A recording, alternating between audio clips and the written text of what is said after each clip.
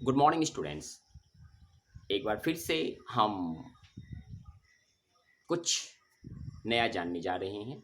तो मैं आशुतोष डी वर्मा आप सभी का वेलकम करता हूं आपके अपने YouTube English learning channel pioneer English villa पर। ओके स्टूडेंट्स, तो मुझे जहाँ तक लगता है आप लोग काफ़ी वर्क कर रहे हैं। और जो स्टूडेंट्स मुझसे मतलब क्लास में जुड़े हुए हैं, जो इंटरनली कनेक्ट हैं मेरे से, और जो मतलब रेगुलर अपनी क्लास ले रहे हैं, उनके लगातार बहुत से क्वेश्चंस मुझे मिलते हैं। टेलीफोनिक प्रोसेस के थ्रू मिल जाता है। और मतलब बच्चे जो हैं, स्टूडेंट्स जो हैं, मुझे इतना अच्छा लग रहा है कि वे जो स्टूडेंट्स हैं ये काफ़ी इंटरेस्ट के साथ जो है टॉपिक को सुन रहे हैं और देख रहे हैं और उस पर वर्कआउट भी कर रहे हैं। तो मैं आप सभी से कहना चाहूँगा, जो मेरे ओबेक का पार्ट नहीं है, जो स्टूडेंट्स मेरे ओबेक के पार्ट नहीं हैं, ठीक है, उनको मैं कहना चाहूँगा कि प्लीज़ आप सभी थोड़े से इंस्ट्रक्शन को फॉलो अप करें, प्रैक्टिकली काम करें, तो आप बेहतर तरीके से जान सकते हैं। मेरे पास शेयर कर रहा हूँ मैं कि मेरे पास एक स्टूडेंट ने कॉल किया और कहा कि सर साइकिलिंग जो आपने बताया था तरीका, ये तरीका तो बहुत ही मुझे पसंद आया। और मेरे फ्रेंड्स जो आपके चैनल के सब्सक्राइबर हैं, उन्होंने भी कहा कि ये तरीका जो है हमें जानने को मिला। और इससे क्या होता है कि हम 6 तरह के ही सेंटेंसेस को यूज़ करते हैं बोलने में। हम 6 तरह के सेंटेंसेस को ही अपने डे टू डे लाइफ में बोलते हैं। तो इस प्रोसेस के द्वारा, इस साइकिलिंग जिसको आपने साइकिलिंग का नाम दिया है, इस साइकिलिंग के द्वारा हम आसानी से सेंटेंसेस को आगे पीछे करके भी बोल लेते हैं और हमें काफ़ी कॉन्फिडेंस जो है थोड़ा महसूस होता है अपने ऊपर। तो मैं ये स्टूडेंट जो हैं,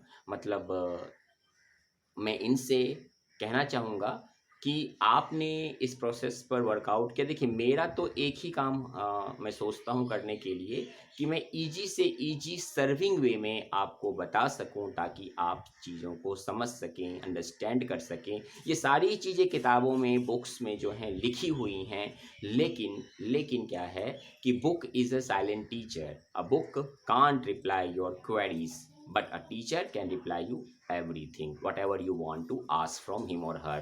तो क्या होता है कि जितना आप बेहतर तरीके से वर्क करते हैं, जितना आप पूछते हैं, ध्यान रखिएगा कि जो बच्चा वर्कआउट करेगा, जो स्टूडेंट्स वर्कआउट करेगा, चाहे वो क्लासरूम में हो चाहे कहीं पर भी हो, ठीक है, जहाँ भी आप किसी भी वर्क को फोकस के साथ, कंसंट्रेशन के साथ, अटेंटिव हो करके करते हैं, तो वो वर्क सक्सेस जरूर होता है। ये 101% श्योर है। बस ज़रूरत ये है कि हम अपने वर्क को लगातार जो हैं वो दिल से करते रहें। तो प्रैक्टिस लगातार करते रहिए, और जो इंस्ट्रक्शन मैं दे रहा हूँ आपको बीच बीच में, आप उस पर वर्कआउट करते रहिए। तो चलिए हम आज की क्लास को स्टार्ट करते हैं। और आज हमारा डे जो है वो 22 है। जैसा कि आप देख पा रहे होंगे, मैंने डे 22 भी जो है यहाँ पर मेंशन किया है। और बता दूँ आपको मैं कि आपका फर्स्ट मॉड्यूल का आज लास्ट सेशन है। आपके फर्स्ट मॉड्यूल का आज लास्ट सेशन है, ठीक है। फर्स्ट मॉड्यूल का लास्ट सेशन का ये है कि जो मॉड्यूलिंग्स मैंने आपको बताई थी, जो मॉड्यूल्स मैंने बताए थे, उसके अंदर मैंने आपको कहा था कि पहला मॉड्यूल जो है वो 3 सेशंस का होगा, 3 मंथ्स का होगा। और उस 3 मंथ्स के मॉड्यूल का पहला जो मॉड्यूल मॉड्यूल 1.1, ठीक है, क्योंकि आपके 1.1, 1.2, 1.3 मॉड्यूल्स होंगे, ठीक है। मॉड्यूल टोटल 4 होंगे, जिसमें 4 मॉड्यूल में जो हैं वो मॉड्यूल 1 का पार्ट 1 आज फिनिश है, ठीक है। तो आज की क्लास के बाद और इस वीक में जो आगे क्लासेस होंगी, इस वीक को में संडे के बाद जो है वो आपको, जो मेरे स्टूडेंट्स हैं जो ओबेक से जुड़े हुए हैं, मैं उनको बता दूं कि आप लोग तैयार रहिएगा, ठीक है, क्योंकि आपके पास जो है वो टेस्ट, जो आपका ऑब्जर्वेशन पार्ट होगा, उससे संबंधित आपके पास जो है इंफॉर्मेशंस आएंगी। और आपको उसके लिए प्रिपेयर रहना है, क्योंकि मॉड्यूलेशन, ऑब्जर्वेशन और प्रेजेंटेशन, ये बहुत ही ज़्यादा ज़रूरी है। ठीक है, तो स्टार्ट करते हैं। वाज वर के बारे में जानते हैं आज। तो क्या जानेंगे हम? वाज और वर का यूज़ हम कैसे करेंगे। बहुत सिंपल है। आपने कल पढ़ा था इज एम आर के बारे में और आज पढ़ने जा रहे हैं आप वाज और वर के बारे में। ठीक है, ध्यान रखिएगा कि वाज का मतलब क्या होता है। तो वाज का मतलब होता है, पता ही तो है आपको, फिर बता देता हूँ मैं। वाज का मतलब होता है था या थी। ठीक है, वाज का मतलब क्या है? था या थी। जबकि वर का मतलब क्या है? थे या थी। वर का मतलब क्या है? थे या थी। वाज का मतलब है था थी और वर का मतलब है थे या थी। ठीक है, ये तो पहली बात हुई, तो मीनिंग हो गई। ठीक है, अब इसको यूज कैसे करना है। जैसे कि आपने कल जाना था, आपने इस बात को कल जाना था कि इज का प्रयोग सिंगुलर सब्जेक्ट के लिए होता है, आर का प्रयोग प्लूरल सब्जेक्ट के लिए होता है और एम का प्रयोग आई के लिए होता है। ये आपने कल जान लिया था। और हम अभी क्या पढ़ रहे हैं? हम अभी पढ़ रहे हैं non action verb, connecting verb, linking verbs को हम पढ़ रहे हैं। तो अब इसका यूज़ कहाँ होगा? वाज का और वर का यूज़ कहाँ होगा? आप भी सोच रहे होंगे कि कहाँ। अब लिखा तो है था, तो पास्ट में ही होगा। तो मेरे कहने का मतलब है किसके साथ होगा। तो बहुत इजी है। अगर आपने कल के क्लास को ध्यान से सुना होगा, ध्यान से देखा होगा, समझा होगा, तो आज इसमें आपको कोई परेशानी नहीं होगी। देखिए, जहाँ आपने कल इज का यूज़ किया था, वहीं पर आपको जो है वो वाज का यूज़ कर लेना है। और जहाँ पे आपने कल एम का भी यूज़ किया था, वहाँ पर भी आपको वाज का यूज़ कर लेना है। ठीक है, मतलब पास्ट में अगर हम बात करते हैं तो पास्ट जो होता है वो होता है आपका इज। और देखिए, पास्ट जो है वो इज और एम का पास्ट क्या है? वाज है।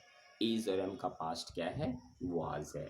मतलब आपने कल कहा था कि आई एम ए स्टूडेंट, तो I was a student. I am not a student, I wasn't a student. Am I a student, was I a student.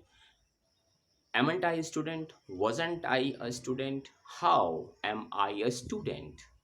तो क्या बोलेंगे आप? How was I a student और how amn't I a student. तो how wasn't I a student. मतलब समझ चुके होंगे आप। ठीक है, मतलब ये है कि जब आप मतलब पास्ट में जाएं तो सब्जेक्ट सेम रहेगा, सब्जेक्ट सेम रहेगा। बस जहां आपने अब तक इज और एम का यूज़ किया था, वहां पर आपको वाज का यूज़ कर देना है। जहां आपने इज और एम का यूज़ किया था, वहां आपको वाज का यूज़ कर देना है। Is that clear to all of you? It's clear? ठीक है, तो चलिए अब हम बात करते हैं इस तरीके से वर्ड के बारे में। तो मतलब अगर वर्ड के बारे में बात करते हैं हम, तो यहाँ पे क्या हो जाएगा? जहाँ आपने कल आर का यूज़ किया था, वहीं पे आज आप जो है इसके पास्ट के लिए पास्ट हो गया। तो पास्ट के लिए जो है आप वो किसका यूज़ करेंगे? वर्ड का यूज़ करेंगे। ठीक है, तो किसका यूज़ करेंगे? वर्ड का यूज़ करेंगे। तो ध्यान रखिएगा कि जहाँ भी मतलब आपने कल आर लगाया था, वहाँ आज वर्ड लगा देंगे। जहाँ आपने कल इज लगाया था, वहाँ वाज लगा देंगे। जहाँ आपने एम लगाया था, वहाँ भी आप वाज ही लगा देंगे, मतलब इसका यूज़ कर देंगे। तो ये आपने अब तक जो है, अगर मैं बात करूँ तो कल मैंने कहा था कि आपको वन ऑफ, तो सॉरी, मैंने कल बताया था आपको मैंने कि 6 ऑफ 1 यूज़ करना है, एक का 6। मतलब आज से आपको 12 साइकिलिंग पर चलना है। आज से आपको 12 सेंटेंसों को, मतलब सेंटेंसेस को अपने प्रैक्टिस में लाना है। तो देयर आर 12 सेंटेंसेस, ठीक है, जिसे आपको प्रैक्टिस में लाना है। तो सुन लीजिए, आपको एक सेंटेंस से 12 सेंटेंसेस को बनाने हैं। एक वाक्य से 12 वाक्यों को, सेंटेंसेस को बनाना है। कैसे बनाना है, स्टार्ट कर लेते हैं। ठीक है, अब आप क्या करें, कल तो आपने हिंदी की प्रैक्टिस बेहतर की थी हिंदी के साथ, तो अब आप माइंड में रखें हिंदी को। क्योंकि हम जब इंग्लिश बोलते हैं ना, तो इंग्लिश बोलते समय हम हिंदी थोड़ी बोलते हैं, हिंदी को सोचते हैं। वी आर इंडियन, हम इंडियन हैं, हम भारतीय हैं। तो हमारी जो मतलब अपनी लैंग्वेज होती है, ठीक है। तो हमारी जो रीजनल टंग है, जैसे गुजराती है, हरियाणवी है, या बात करूँ भोजपुरी है, मैथिली है, या मैं बात करूँ मतलब कुछ भी लैंग्वेज हमारे पास है, ठीक है। तो या तो हम उसमें सोचते हैं, या फिर हम किस में सोचते हैं, या फिर हम हिंदी में सोचते हैं। तो मतलब दिमाग में हमारे पास दो ही चीज़ें आती है, या तो रीजनल टंग, ठीक है, मतलब लोकल टंग आता है हमारे दिमाग में, या फिर हमारे पास आता है हिंदी टंग, ठीक है, जिसको मदर टंग कहते हैं, ठीक है, हिंदी टंग आता है।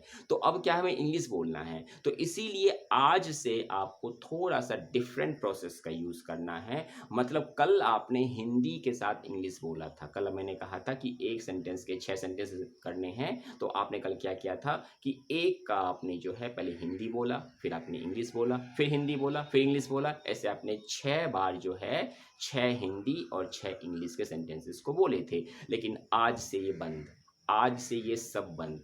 आज से सिर्फ आपको मतलब आज के खास करके मैं बताऊंगा, तो कम से कम आज के प्रोसेस में जो है वो आप हिंदी का यूज़ नहीं करेंगे। अगर आगे क्लास में बताऊंगा आपको मैं कुछ नए तरीके कैसे यूज़ करने हैं, लेकिन फ़िलहाल आपको आज हिंदी यूज़ नहीं करना है, हिंदी को दिमाग में लाना है और इंग्लिश बोलना है। कैसे बोलना है, जैसे कि I am a player, I am not a player, am I a player, amn't I a player, how am I a player? How am I a player? I was a player. I was not a player. Was I a player? Wasn't I a player? How was I a player? How wasn't I a player? क्या हुआ? मैंने 12 sentences आपके सामने बोले हैं। एक बार देख लेते हैं, एग्जाम्पल देख लीजिए। You are a student, you are not a student, are you a student, aren't you a student, why aren't you sorry why are you a student, why aren't you a student? कितने 6 हो गए। अब क्या करेंगे हम, अब क्या करेंगे, you were a student, you were not a student, were you a student, weren't you a student, how were you a student, how weren't you a student. मतलब आपने अब 12 सेंटेंसेस को बोला है, 12 तरह के वाक्यों का यूज़ किया है। तो मैं आपको यही कहूँगा कि आप इस प्रोसेस को लगातार प्रोसेस में लाएं, लगातार यूजिंग में लाएं। He is my friend, he is not my friend, is he my friend, isn't he my friend, why is he my friend, why isn't he my friend, he was my friend, he wasn't my friend, was he my friend, wasn't he my friend, how was he my friend, how wasn't he my friend। ठीक है, तो ध्यान रखिएगा, तरीका यही रहेगा। Standard time भी जो मैंने बताया था वही रहना है।